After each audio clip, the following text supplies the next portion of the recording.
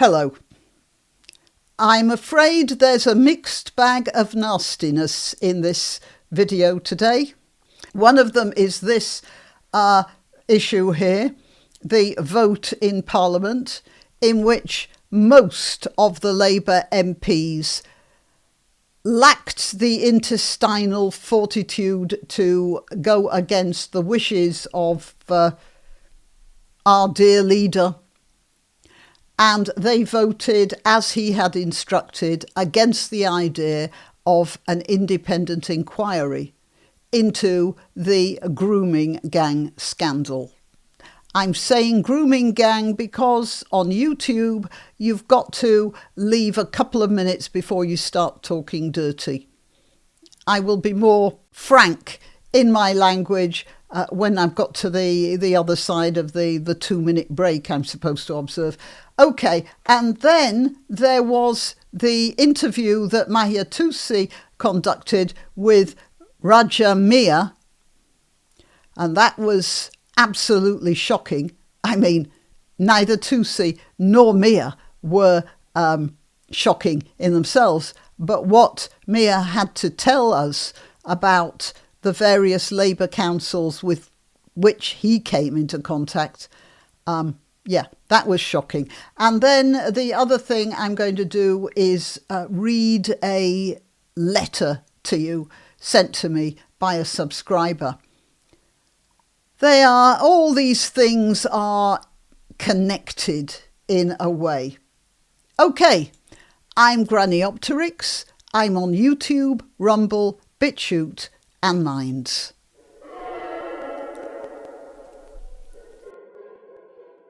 All right, so let's just talk about the vote.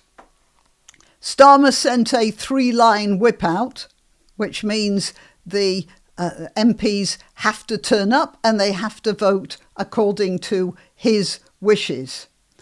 And it says here, an attempt by the Conservatives to have the government set up a national inquiry into grooming gangs has been voted down by 364 votes to 111. Now, the Labour Party has 402 seats, and it was voted against by 364 votes against the idea of an independent inquiry.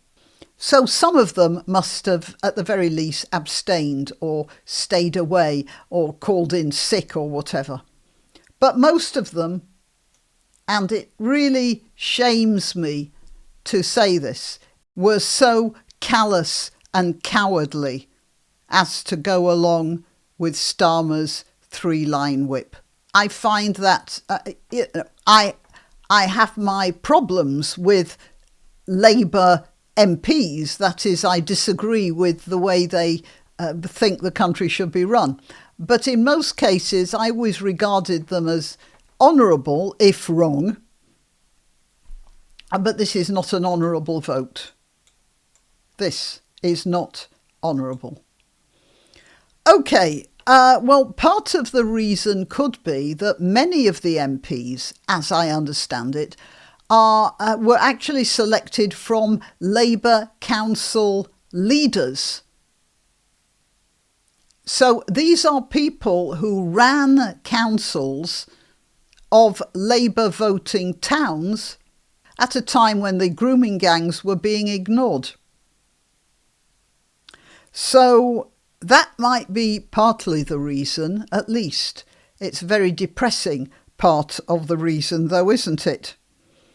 But it was something of a shock to me that so many of them followed the line of this man, who I might remind you was the director of public prosecutions at the time when this scandal was not coming up into public view and only a few voices were shouting out about it and not being taken notice of. All right, so that's the first thing. Now, the other thing was Mahia Tusi's interview with, I'm sorry about all these cuts, but I'm coughing rather a lot, which is a bit disturbing. Okay, when I went to visit my friend in hospital this afternoon, he wanted to embrace me, and I said, better not. I could be bringing germs in that you don't want in here. It looks like I was right. Anyway, so I'll talk briefly about the interview Maya Tusi had with Raja Miah. Now, he was described as a dangerous man by the leaders of the Labour Party. He talked about how when he was brought up, he's a Muslim and he goes to mosque.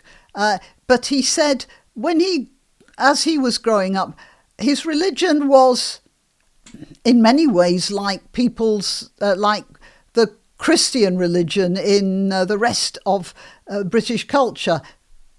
It was a sort of spiritual thing that you didn't talk about, and you just did it on, the holy day, whichever it was, on Fridays or Sundays or whatever. And it was a personal thing. And he said the next generation have been radicalised by,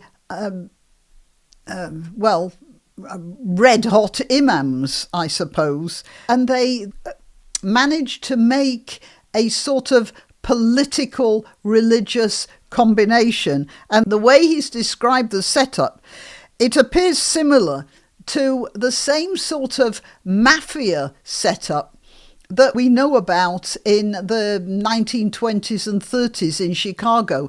That is the collusion of the mafia group, which was had semi-religious aspect to it, and the city council and local politicians.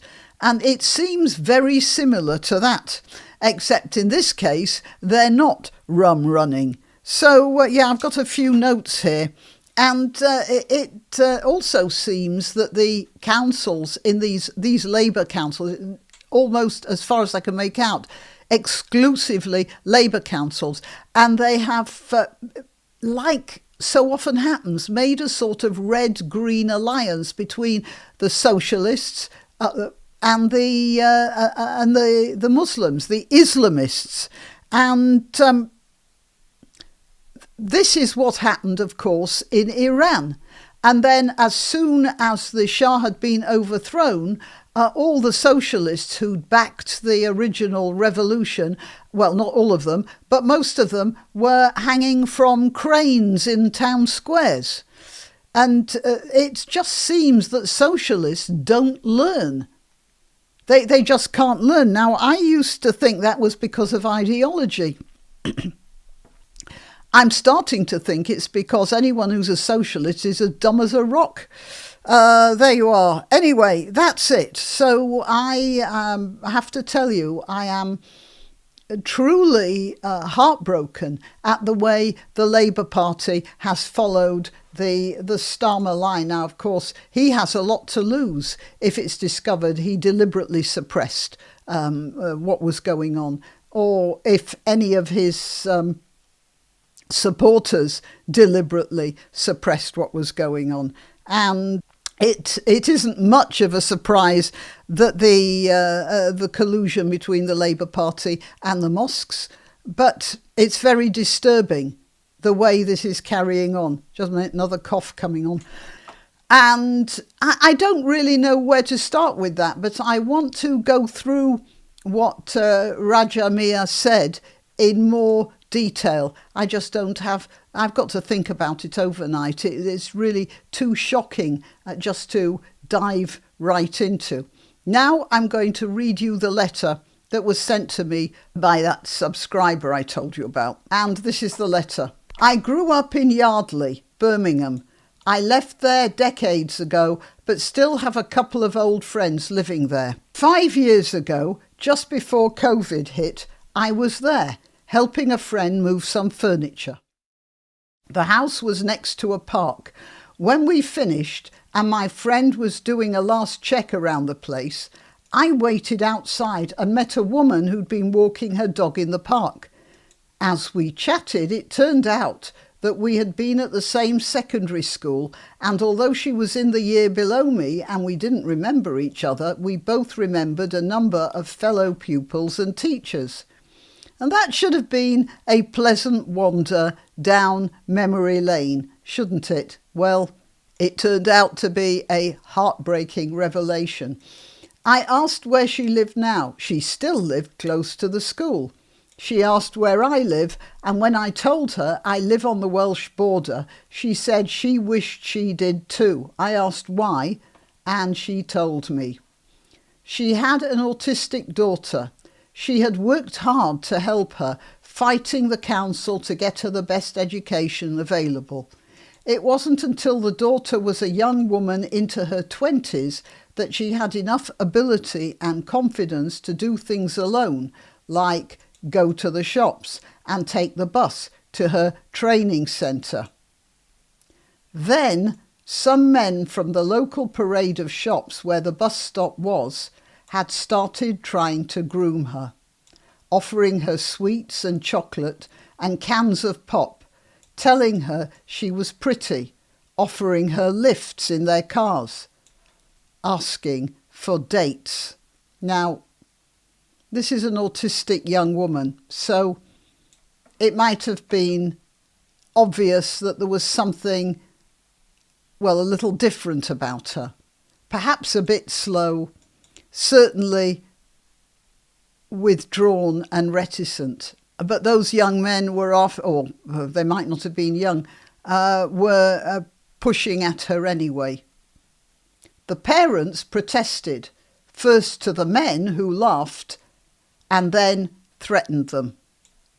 Then to the police, who said there was nothing they could do. Now, you'd think that the police could do something about men who were pestering an obviously, well, backward young woman.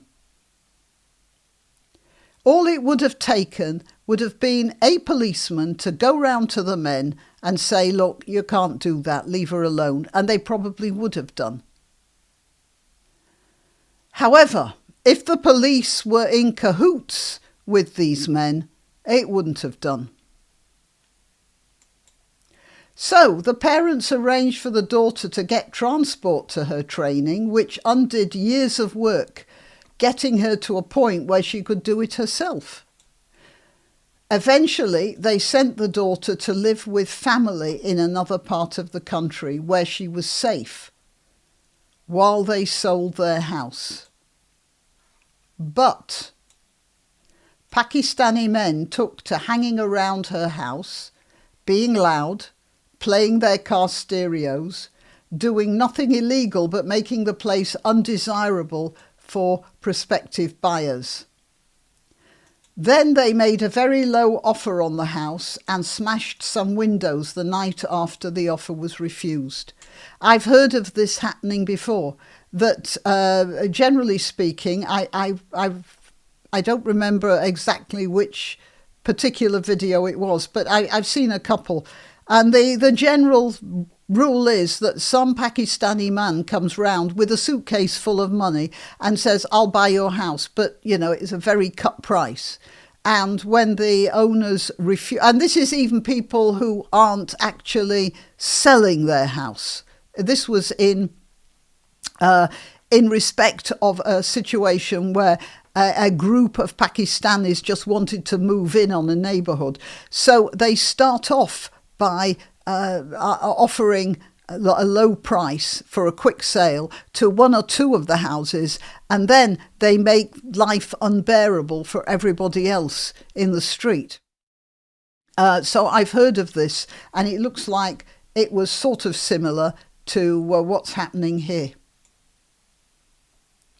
The woman, this is that woman in the park, cried as she told me, literally cried.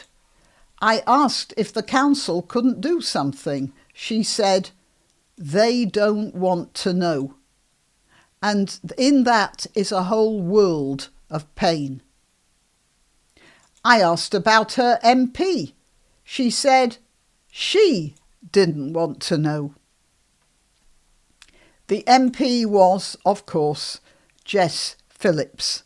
And then the writer of this letter, let's put that down there. Yeah, that's better.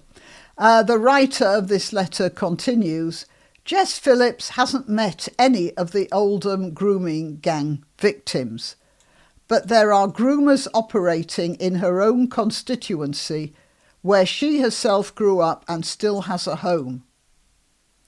If what I was told, and I believe it to be true, she knows and says nothing. Well, let's face it, she knows anyway. Even without that letter, we know she must know about this. And of course, the council must know about this as well. And that's the story, and this is all part of the same depressing package, is it not? Okay, well, that's my news for today. Till next time. You can help my channel by subscribing and clicking the notification bell. That's quite important. And by sharing if you're so inclined.